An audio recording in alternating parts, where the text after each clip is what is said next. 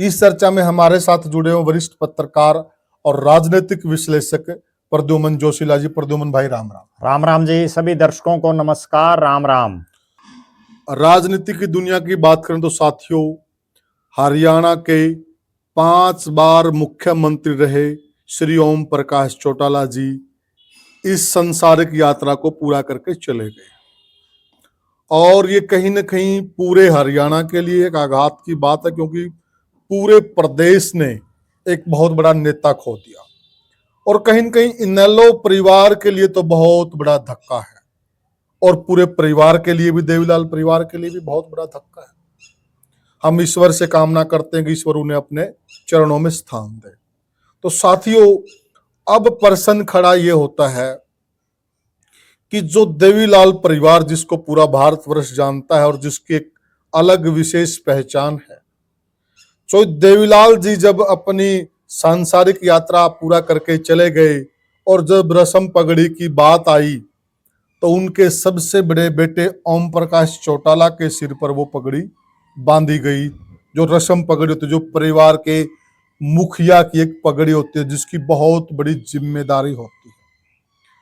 इसी प्रकार से जब चौधरी बंसीलाल जी अपनी सांसारिक यात्रा पूरी करके चले गए तो वहां पर रस्म पगड़ी सुरती चौधरी के सिर पर रखी गई है, जो कि परिवार में तो अनिरुद्ध चौधरी भी थे और जो कि हमारा पुरुष प्रधान समाज है तो अनिरुद्ध चौधरी के सिर पे होनी चाहिए थी, परंतु उनका राजनीतिक वारिस सुरती चौधरी को माना गया है। अब बात आती है इस परिवार की। बड़े बेटे अजय सिंह चौधरी हैं और छोटे बेटे अभय सिंह चौटाला हैं। अजय सिंह चौटाला और अभय सिंह चौटाला दोनों ही बड़े अपने जोन के और अपने जो उनके एक कार्यशैली रही है, जो उनका एक बात करने का तरीका रहा है और जो उनका व्यक्तित्व रहा है, उसके माहिर माने जाते हैं। तो अब क्या रस्म की जो पगड़ी है, जो मुखिया की पगड़ी है, वो किसके सिर पे आएगी? प्रश्न ये खड़ा होता है। इस चर्चा में हमारे साथ जुड़े हुए वरिष्ठ पत्रकार और राजनीतिक विश्लेषक प्रद्युमन जोशीला जी। प्रद्युमन भाई राम राम। राम राम जी। सभी दर्शकों को नमस्कार। राम राम। प्रद्युमन भाई, जो पगड़ी की रस्म है जी, और ये पगड़ी कोई आम पगड़ी नहीं, ये पगड़ी एक पूरे देवीलाल की आन बान शान का प्रतीक है। बहुत बड़ा परिवार है और फिर उसके साथ एक इनका राजनीतिक इनेलो परिवार है, जेजेपी परिवार जी, और साथ में आप रणजीत सिंह चौटाला को भी ले सकते हैं जी, तो इस पगड़ी का जो भार है जी, वह कौन सहन कर पाएगा और किसमें वह मादा है कि वो पूरे परिवार को साथ लेकर चले? जी। तो आपको क्या लगता है? देखो, निश्चित रूप से चौधरी ओम प्रकाश चौटाला जी के जिंदे जी भी बहुत बड़े संख्या में हरियाणा प्रदेश के लोगों की ये इच्छा थी कि ये चौधरी ओम प्रकाश चौटाला का परिवार, चौधरी देवीलाल का परिवार इकट्ठा हो, लेकिन उनके जीते जी ये उनकी इच्छा पूरी नहीं हो सकी। उसके बाद जब चौधरी ओम प्रकाश चौटाला जी का देहांत हो गया, उसके बाद पूरे हरियाणा प्रदेश के राजनीतिक गलियारों में केवल एक ही सवाल है कि अब चौधरी ओम प्रकाश चौटाला के परिवार की, चौधरी देवीलाल के परिवार का राजनीतिक वारिस कौन होगा, कौन अब आगे इस परिवार को राजनीतिक रूप से आगे ले जाएगा।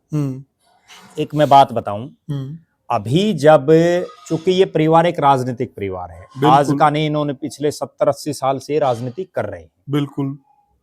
अभी जब रानिया विधानसभा क्षेत्र से अर्जुन सिंह चौटाला, जो चौधरी ओम प्रकाश चौटाला के पड़पोते हुए, नहीं, चौधरी देवीलाल के पड़पोते, चौधरी ओम प्रकाश चौटाला के वो पोते हैं, वो नॉमिनेशन भर रहे थे और उस दिन चौधरी ओम प्रकाश चौटाला भी उनका नॉमिनेशन भरवाने के लिए गए हुए थे।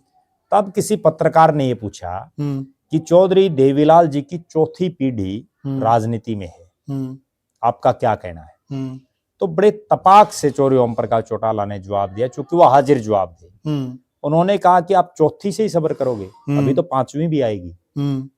पांचवी का मीन्स ये था कि जो अर्जुन चौटाला का बेटा, वो भी वहां उनके साथ ही था जी उस समय, जब वो प्रेस को संबोधित कर रहे थे। तो उन्होंने तपाक से कहा कि अभी पांचवी भी आएगी, उसके बाद आगे जो है छठी सातवीं, क्योंकि राजनीति ही करनी है। बिल्कुल।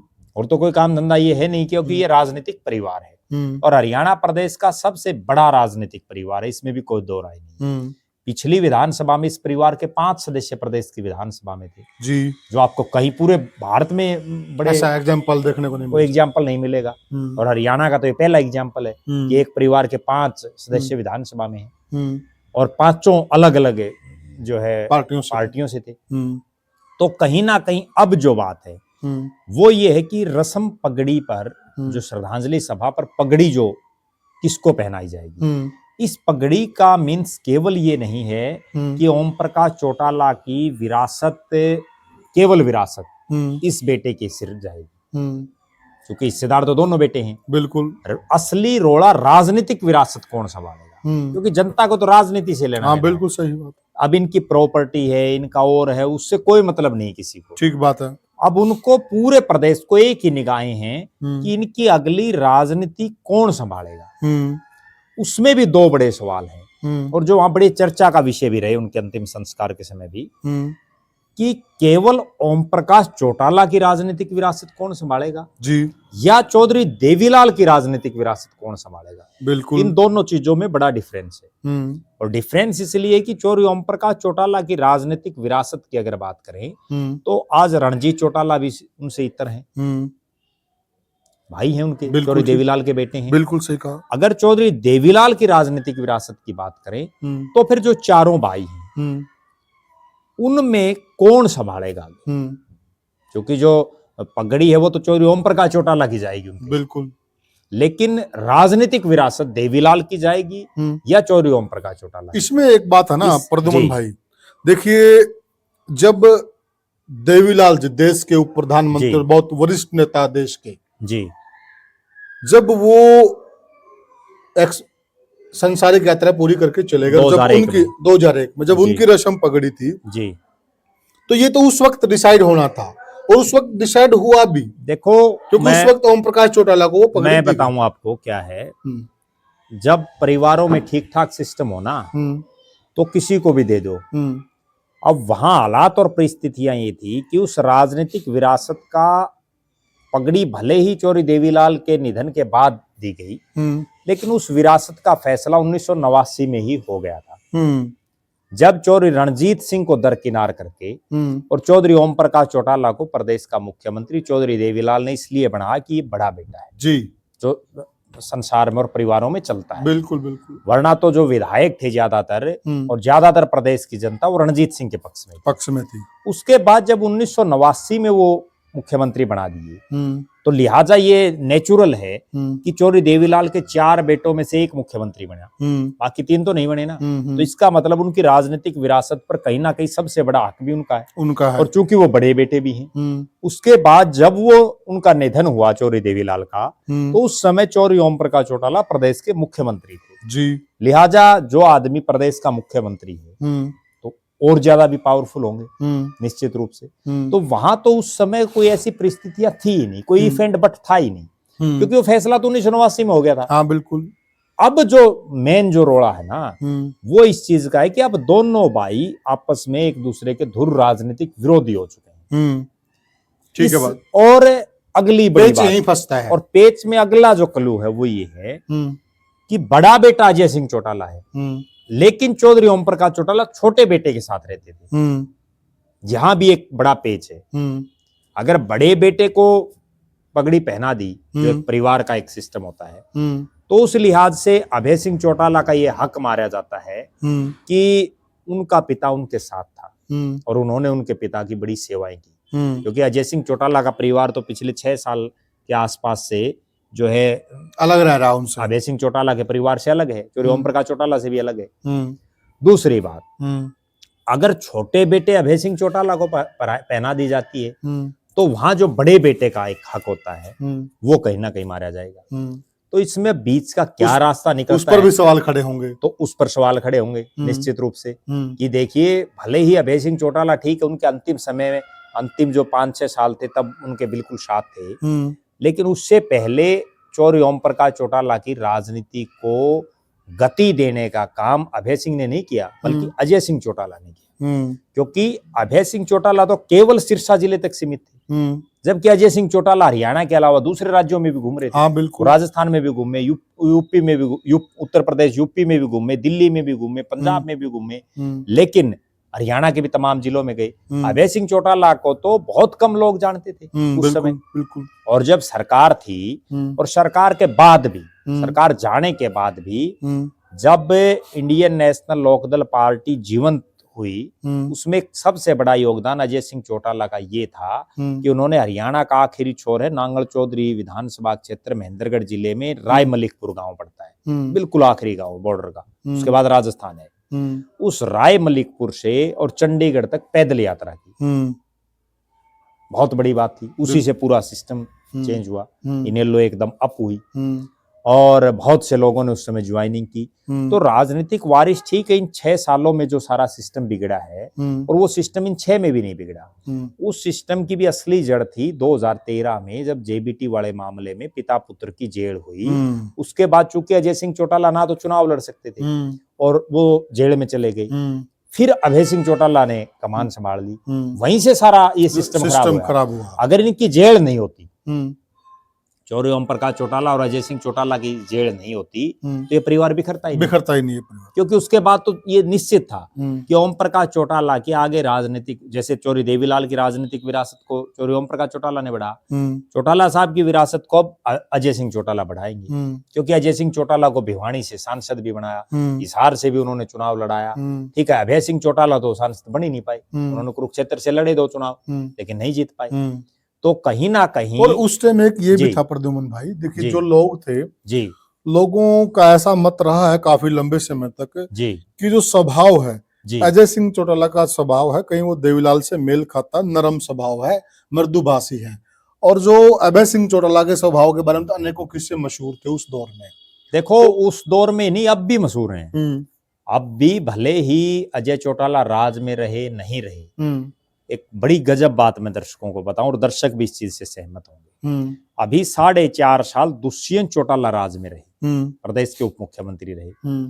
लोग और हरियाणा की जनता दुष्यंत चौटाला से तो नाराज है, लेकिन अजय सिंह चौटाला से नाराज आज भी लोग नहीं मिलेंगे। क्योंकि अजय सिंह चौटाला का बोलने का, लोगों के सुख दुख में जाने का, और आज भी उनको बहुत से कार्यकर्ताओं के पूरे हरियाणा प्रदेश में, ठीक है चौधरी ओम प्रकाश चौटाला जितनी यादाश्त उनकी नहीं है, लेकिन उसके बावजूद अभय सिंह चौटाला की तुलना में उनको प्रदेश में ज्यादा कार्यकर्ताओं के नामों का पता है, ज्यादा लोगों से उनका जुड़ाव है। अभय सिंह चौटाला का तो जुड़ाव इनके जेल में जाने के बाद हुआ, और उनका तो जुड़ाव जो है 1993 में जब उन्होंने पहला चुनाव लड़ा था राजस्थान से, तब से शुरू हो गया था लोगों से। भले ही राजस्थान से लड़ा हो, लेकिन उस समय भी और उससे पहले जब वो हिसार पढ़ते थे तब के भी उनके बहुत मित्र हैं। बिल्कुल। तो कहीं ना कहीं अजय सिंह चौटाला के जेल में जाने के बाद ये बुरे दिन चौटाला परिवार को देखने पड़े, वरना तो ये समस्या ही नहीं आती। और हो सकता था अगर वो जेल में नहीं जाते तो 2014 में उनकी सरकार भी आ सकती थी, क्योंकि ऐसी हालात और परिस्थितियां बन गई थी। तो अब एक प्रश्न ये भी है कि देखिए दोनों के स्वभाव में काफी अंतर है। बिल्कुल। तो आपको क्या लगता है कि जो एक पॉलिटिशियन का कह लीजिए या एक जनता से अच्छी तरीके से मिल जाए, एक जनता के दिलों में जगह बना ले, उस हिसाब से आपको कौन से बेटे का व्यवहार या स्वभाव अच्छा लगता है कि ये? देखो अगर देखा जाए, नम्र स्वभाव का देखा जाए तो उसमें कोई दो राय नहीं कि अजय सिंह चौटाला है। लेकिन अजय सिंह चौटाला के साथ सबसे बड़ी समस्या क्या है, वो ये है कि चूंकि वो बहुत बड़े स्तर पर लोग उनको जानते हैं और वो भी बड़े स्तर पर जानते हैं, तो जिसका आदमी का ज्यादा सर्कल हो जाता है तो ज्यादा काम आएंगे उसके पास, लोग काम के लिए खूब आएंगे। और वो काम चूंकि करवा नहीं पा रहे, पहले सत्ता में थे तब भी इतने लोगों के काम नहीं हो पाए, और विपक्ष में भी अभी इतना सिस्टम उनका है नहीं, तो कहीं ना कहीं उस वजह से लोग उनसे नाराज भी होते हैं। अभय सिंह चौटाला का एक सीमित दायरा है, और उस सीमित दायरे में जो लोग उनके पास जाते हैं उनके वो काम करवा भी देते हैं। बहुत से ऐसे लोग हैं जिनके वो काम करवाते हैं। तो दोनों के दायरे का फर्क है, एक मेन बात। दूसरी बात ये है कि कहीं ना कहीं मैं जो समझ पा रहा हूं अभी भी, भले ये एक बड़ी कड़वी बात है, लेकिन उसके बावजूद जो मैं जो समझ पा रहा हूं कि अजय सिंह चौटाला का अपने जो उनके दोनों बेटे हैं दुष्यंत चौटाला और दिग्विजय चौटाला, वो दोनों कहीं ना कहीं अपनी अलग से राजनीति कर रहे हैं। वो अजय सिंह चौटाला के जो कार्यकर्ता, जो उनके साथी थे, उनको बड़े स्तर पर इग्नोर करके, और एक देसी भाषा में मैं एक बात कहूं, जो कार्यकर्ता बोल रहे हैं जेजेपी के, कि दुष्यंत चौटाला को तो अंग्रेजी बोलने वाले चाहिए। गांव और देहात में तो बहुत कम लोग इंग्लिश में बात करते हैं। और ये बात वहां भी चर्चा थी उनके अंतिम संस्कार पर, कि इनका जो भट्ठा बैठा ना दुष्यंत चौटाला का, वो असली भट्ठा बिठाया जो ये इंग्लिश में बात कराया करते हैं ना, इनके साथ जो लोग थे उन्होंने, क्योंकि उन्होंने असली रिपोर्ट दी नहीं। जबकि अजय सिंह चौटाला, ओम प्रकाश चौटाला, चौधरी देवीलाल, वो जमीन से जुड़े हुए नेता, वो ठेठ बोलने वालों से ज्यादा बिल्कुल, और वही आदमी सही मुंह पे सही बोल सकता है। स्पष्टवादी तो मैं ये समझ रहा हूं कि अजय सिंह चौटाला का अपने बेटों पर उस स्तर पर कंट्रोल नहीं है। उनके बेटे कहीं ना कहीं राजनीति में उनको इतर करके और आगे अपना सिस्टम चलाए हुए। देखिए एक जबकि अभय सिंह चौटाला के जो दोनों बेटे हैं, उसमें करण चौटाला और अर्जुन चौटाला दोनों शीर्षा तक ही सीमित हैं अभी भी। ठीक है, वो ना कोई ज्यादा इंटरफेयर कर रहे, ना कुछ, और वहां सारे फैसले अभय सिंह चौटाला ले रहे हैं। यहां सारे फैसले अजय सिंह की बजाय दुष्यंत, दिग्विजय और उनकी मां नैना चौटाला कहीं ना कहीं वो इसमें सारा ले रहे हैं। अगर बात दो भाइयों तक होती, मेरे हिसाब से, हाँ, मेरे हिसाब से दोनों भाई बैठ के इस मामले को सुलझा ले। बिल्कुल।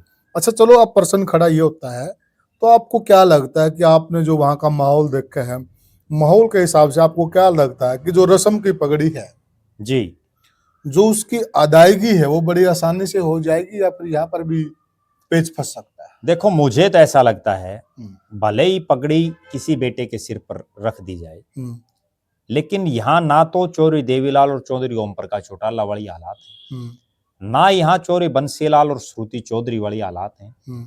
यहाँ हालात और परिस्थितियां अलग ही हैं। मेरा ऐसा मानना, और मैंने जो स्टडी किया है, जो मैं समझ पाया हूँ, वो ये है कि चौधरी ओम प्रकाश चौटाला की पार्टी टूटने के बाद, एक बड़ी गंभीर बात मैं दर्शकों को बता रहा हूँ और जिससे दर्शक भी सहमत मिलेंगे, उनकी पार्टी टूटने के बाद 2018 में हरियाणा प्रदेश में लगभग 100-200 के आसपास कहीं भी बहुत से ऐसे आदमी हैं, नेता टाइप के, जो बुजुर्ग भी हैं, जिनका आर्थिक रूप से भी वो संपन्न हैं, जिनमें से बहुत से अफसर रहे हैं, बहुत से ऐसे हैं जो सरकारों में बड़े बड़े पदों पर रहे हैं। वो लोग बड़ी तादाद में चौधरी ओम प्रकाश चौटाला की वजह से इंडियन नेशनल लोकदल में बैठे थे, अभी तक भी बैठे हैं। वो जो 200 के आसपास लोग हैं, वो क्या फैसला लेते हैं? क्योंकि मेरी बहुत नेताओं से बात होती है, इनके नजदीकी रिश्तेदारों से भी बात होती है, जो ये कहते हैं कि जो ये कहते थे कि जब तक चौटाला साहब जिंदा हैं तब तक तो हम ही नेलों में हैं, उसके बाद हम क्या फैसला लेंगे वो भविष्य बताएगा। तो मेरा ये मानना है कि जो 200 के आसपास ये नेता हैं, जो जिनके पास रिश्ते अजय सिंह के साथ भी बड़े अच्छे रहे हैं, जिनके पास अथाह पैसा है, जिनका नाम है, रसूख है, ठीक है, वोट चाहे उनके पास ना भी हो, क्योंकि कई अधिकारी टाइप के जो नेता होते हैं, जो पूर्व अधिकारी रहे हैं, वो जनता से कट ऑफ से हो जाते हैं। तो वो जो लोग हैं, वो अब ओम प्रकाश चौटाला जी के जाने के बाद अभय सिंह के साथ रहते हैं या अजय सिंह चौटाला के पास चले जाते हैं। वही पूरा टर्निंग पॉइंट रहेगा इस सारे सिस्टम का। और वो टर्निंग पॉइंट इसलिए रहेगा, जब दुष्यंत चौटाला, अजय सिंह ये अलग हुए पार्टी से, तो इनके साथ केवल जो यूथ था ना, 25, 30, 35, 40 साल के, 45 साल तक के, वो ज्यादा संख्या में थे, आपने भी देखे होंगे। बिल्कुल। और जो वरिष्ठ नेता थे वो तो कोई इक्का दुक्का, XMLA भी कोई इक्का दुक्का। तो अब वो जो ये 201 आदमी हैं, ये क्या करते हैं? क्योंकि इन 200 लोगों में से मेरी बहुत लोगों से बात हुई है, वो ये कहते हैं कि हमारी मित्रता अजय सिंह चौटाला से है, लेकिन हम चौधरी ओम प्रकाश चौटाला का सम्मान करते हैं, उनके ऋणी भी, जब तक वो जिंदा हैं तब तक हम उनको छोड़ के नहीं जा सकते, उन्होंने हमारे लिए ऐसा कर रखा है। अब चूंकि वो इस संसार से चले गए, अब वो नेता क्या फैसला लेंगे? वही सारा ये क्लियर हो जाएगा कि कौन इनका राजनीतिक वारिस होगा। अच्छा, इसमें जी। एक बात ये भी है, अगर हम अजय सिंह को, अभय सिंह को, जी दोनों को अगर कसौटी पे कसें, जी एक बार कहीं न कहीं अजय सिंह परिवार जी अपने आप को कसौटी पर, वो 10 सीटें जो आई थी, वो अपने आप को कहीं न कहीं इनसे बड़ा सही साबित कर चुका है, जी जो 18-19% वोट बैंक आया है। जी अभय सिंह का जो वोट परसेंटेज है, वो इस बार ही ठीक-ठाक आया है। जी अदरवाइज वो ज्यादा वोट बैंक नहीं जुटा पाए हैं। जी और राजनीति में सिरमौर वही होता है जिसके पास जनार्दन है। बिल्कुल। मैं जो अभी जो बात हम कर रहे थे कि ओम प्रकाश चौटाला और अभय सिंह चौटाला के पास तो केवल नेता बच गए थे, जिन 200 नेताओं की हाँ, बात बिल्कुल। करें। और जो कार्यकर्ता टाइप का था और जो लड़ाका था, जो यूथ था, कैडर था, वो सारा जो है अजय सिंह चौटाला और दुष्यंत चौटाला के पास चला गया। तो फिर वोट आएंगे कहां से? जी, वोट तो कैडर ही गिराएगा। जो बड़े नेता हैं वो कहीं बूथ पर थोड़ी खड़े होते हैं, इसलिए वो। तो फिर मैं ये पूछना चाहता हूँ, जनता के दिमाग में भी सवाल है जी, जो ये चीज हुई जी, इसको आप एक जनमत भी कह सकते हैं। बिल्कुल। तो कहीं न कहीं ये जनमत जो रस्म पगड़ी की अदायगी होगी, जी, तो उस फैसले को प्रभावित नहीं करेगा क्या? देखो, निश्चित रूप से प्रभावित करेगा। और मेरा ये मानना है कि जनता जिस चीज को चाहती हो वो चीज करनी चाहिए समाज में। क्योंकि अगर आप जनता को इग्नोर करके कोई चीज करेंगे तो वो बहुत लंबे समय तक नहीं चल पाएगी, वो चाहे कोई भी हो। और इनका एक बीच का रास्ता निकाला जा सकता है अगर दोनों भाई भी चाहें, पूरा परिवार चाहे। और वो बीच का रास्ता मैं ये समझ रहा हूं कि आज के दिन सबसे बेहतर रास्ता है। और वो बीच का रास्ता ये है कि चौधरी देवीलाल के 4 बेटों में से केवल एक चौधरी रणजीत सिंह जीवित हैं जी। और अब जो चौधरी देवीलाल का परिवार की जो पगड़ी है, चौधरी देवीलाल के परिवार की जो राजनीतिक विरासत है, उसकी अगवानी चौधरी रणजीत सिंह को सौंपनी चाहिए। और इन दोनों भाइयों को, इनके साथ आदित्य देवीलाल को, रवि चौटाला को, तमाम जो इनके बेटे हैं, भतीजे हैं, भौवे हैं, उन सबको साथ लग करके और एक ऐसा माहौल प्रदेश में बनाना चाहिए। कहने का भाव कि देवीलाल परिवार को जी इकट्ठा होकर एक ऐसा माहौल बनाना चाहिए जिससे इनकी 46 सीटें आ जाएं। क्योंकि मुख्यमंत्री की तो बाद की बात है, मुख्यमंत्री कौन बनेगा वो तो उसके बाद की बातें हैं। यहाँ कहीं ना कहीं अभय सिंह चौटाला को भी सेक्रीफाइस करना चाहिए, यहाँ अजय सिंह चौटाला को भी सेक्रीफाइस करना चाहिए। क्योंकि एक और बड़ी गजब बात मैं बताता हूँ, मेरी जो इनके दोनों जो पार्टियां, इनके कार्यकर्ताओं से जो बात होती है, वो एक बात मुझे जो लग रही है और जो वो कहते भी हैं, अब दोनों जो दल हैं उनके कार्यकर्ताओं में आपस में इतना मतभेद और मनभेद आ चुका है कि वो एकदम से इकट्ठा होना बड़ा मुश्किल है। क्योंकि जो दुष्यंत चौटाला और अजय सिंह चौटाला के साथ जो लोग लगे हुए हैं वो कभी भी अभय सिंह चौटाला को अपना नेता नहीं स्वीकार करेंगे। जो अभय सिंह चौटाला और करण और अर्जुन के साथ लगे हुए हैं वो कभी भी दुष्यंत चौटाला और अजय सिंह चौटाला को नेता स्वीकार नहीं करेंगे। आज के हालात ये हालात है। कहीं ना कहीं दोनों के बीच का रास्ता ये निकाला जा सकता है कि अब जो है रणजीत सिंह को आगे किया जाए। मुख्यमंत्री चाहे वो अभय सिंह बने, अजय सिंह बने, दुष्यंत बने, कौन बने, वो तो जब 46 एमएलए आएंगे तभी तो बनेंगे। उससे पहले आप एक माहौल तो बनाओ। आज तो आपकी 2 ही सीटें हैं पूरे देवीलाल परिवार की। सबसे पहले तो परिवार के आगे सबसे बड़ी चुनौती यही है कि धीरे धीरे परिवार खत्म होता जा रहा है। बिल्कुल, परिवार की जो राजनीति वो खत्म होती जा रही है। बिल्कुल।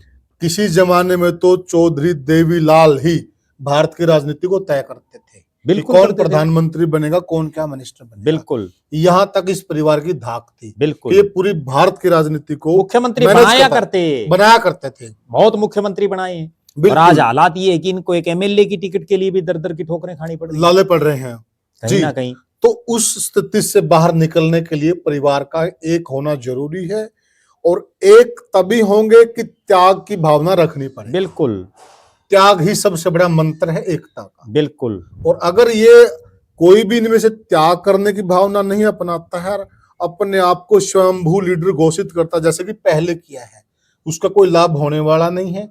जनता ने इनके मुंह पे तमाचा मार के इनको आईना दिखा दिया है। बिल्कुल। और अगर अब भी ये उसको दरकिनार करते हैं और जो जनता ने जो आईना दिखाया है उसको झुलटाते हैं, उसको किंतु परंतु करके इधर उधर करते हैं, उसका कोई लाभ होने वाला नहीं है। देखो, मन के लड्डू चाहिए कुछ भी फोड़ लें, हकीकत जो है उससे इनको वाकिफ हैं भी ये और होना भी चाहिए। हकीकत ये है कि जिन चौरी देवीलाल का पूरे देश में डंका बजता था, जो बहुत बहुत से मुख्यमंत्री, मंत्री, पता नहीं क्या क्या बना देते थे लोगों को, देश का प्रधानमंत्री तक भी उन्होंने बनाया बिल्कुल। और उनके परिवार का पूरा भारत छोड़ दीजिए, हरियाणा छोड़ दीजिए, सिरसा पार्लियामेंट छोड़ दीजिए, अब तो केवल सिरसा जिले में भी, वो भी 40% सिस्टम बचा हुआ है। 40% का मीन्स ये कि 5 में से 2 ही सीटें जीते हैं। जी बिल्कुल सही कहा। जो सिर्फ चौटाला गांव के इर्द गिर्द रह गए। और कहीं ना कहीं अगर ये तो तब रह गए जब चौरी ओम प्रकाश चौटाला जिंदा थे। अगर ये अब भी नहीं संभले तो कहीं वो 2 की भी 0 होते हुए कोई देर नहीं लगेगी। और जिस तरह से चौरी भजनलाल का परिवार आज देख लो, चंद्रमोहन बिश्नोई कितने साल बाद एमएलए बने, कुलदीप बिश्नोई के परिवार तो विधानसभा से भी आउट कर दिया जनता ने। चौरी बंसीलाल का परिवार देख लो, ठीक है, बीजेपी के रहमो करम पर किरण चौधरी जो है राज्यसभा में गई हैं और उनकी बेटी केवल 1 जीती हैं। नहीं तो किसी समय जो उनके दूसरे बेटे रणबीर महेंद्रा भी विधायक होते थे, उनके दामाद चौरी सोमवीर सिंह भी विधायक होते थे। और आज देखो आप बिल्कुल क्या हालात हैं। और वो बहुत से लोगों को वो भी विधायक और मंत्री बनाते थे। 10-20 चले और आज हालात ये है कि वो केवल तो शाम तक सीमित होकर के रह गए। और ये जो है चौटाला तक सीमित रह गए होकर के रह जाएंगे आगे, अगर ऐसे हालात रहे तो। तो अगर सच्चाई को स्वीकार नहीं करेंगे। बिल्कुल, सच्चाई को स्वीकार और त्याग की भावना, सबसे बड़ी बात है त्याग की भावना। बिल्कुल। तो और एक और बात है, अड़ियलपना छोड़ना पड़ेगा। जिद और अड़ियलपना छोड़ना ही पड़ेगा। उसके बाद कोई सिस्टम बनेगा। तो साथियों, सबसे बड़ा प्रश्न खड़ा होता है, जैसा कि प्रद्युमन भाई ने बताया कि 40 सीटों का जुगाड़ इस परिवार को करना पड़ेगा और वो कहीं से होता हुआ दिखाई नहीं दे रहा है। जो आज के हालात हैं, अगर ये लोग नहीं सुधरते हैं और त्याग की भावना लेकर नहीं आते हैं, और अब जब ओम प्रकाश चौटाला जी चले गए इस परिवार को छोड़कर, अब कहीं न कहीं जिम्मेवारियां ज्यादा आन पड़ी हैं अजय सिंह चौटाला और अभय सिंह चौटाला पर। अब उनको परिपक्वता का परिचय देना चाहिए और कहीं न कहीं चारों बेटों को, दुष्यंत, दिग्विजय, कर्ण और अर्जुन को साथ बैठाकर इस स्थिति का अच्छे से आंकलन कर एक अच्छा मैसेज देना चाहिए हरियाणा की जनता को। एक उपयुक्त मौका भी है प्रद्युमन भाई। इसमें मैं एक बड़ी गजब बात बताऊं, राजनीति में कभी भी कुछ भी हो सकता है, और कोई भी नेता आपस में मिल सकते हैं। मैं कुछ एक उदाहरण दूं, जब मायावती और मुलायम एक हो सकते हैं, लालू और नीतीश एक हो सकते हैं, उद्धव ठाकरे और कांग्रेस एक हो सकती है, जिनकी कभी विचारधारा नहीं, बहुत बड़ा एग्जाम्पल है, तो कुछ भी संभव है।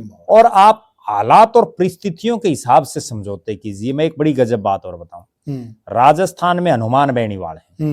हनुमान बेनीवाल जब अपने अड़ियलपन पर आई तो वो साफ हो गई, और जब जब उन्होंने समझौते किए, चाहे उन्होंने बीजेपी के साथ समझौता किया तो एमपी बन गए, फिर उनको ये लगा कि बीजेपी की बजाय कांग्रेस से कर लेते हैं, कांग्रेस के साथ समझौता किया, फिर एमपी बन गए। और अभी जो बाई इलेक्शन था, इसमें उनका किसी से समझौता नहीं हुआ, तो उनकी धर्मपत्नी उनकी खुद की खींवसर सीट से हार गई। तो कहीं ना कहीं राजनीति में जब इतने बड़े परिवार इकट्ठे हो सकते हैं, तो फिर आपको इकट्ठा होने में क्या सही बात है, कोई हर्ज मैं तो मानता नहीं। अच्छी चीज है, तो बुराई तो है नहीं कोई। तो आप क्या सोचते हैं, आपके क्या विचार हैं, क्या होना चाहिए, क्या करना चाहिए? त्याग का मतलब क्या है, आपको क्या समझते हैं कि किसे त्याग करना चाहिए, और फिर इसकी क्या तस्वीर बननी चाहिए, हमें कमेंट सेक्शन में जरूर बताइएगा। वीडियो को ज्यादा से ज्यादा शेयर कीजिएगा और चैनल को सब्सक्राइब कीजिएगा। तो साथियों, फिर हम मिलेंगे किसी और मुद्दे पे, तब तक के लिए साथियों, राम राम।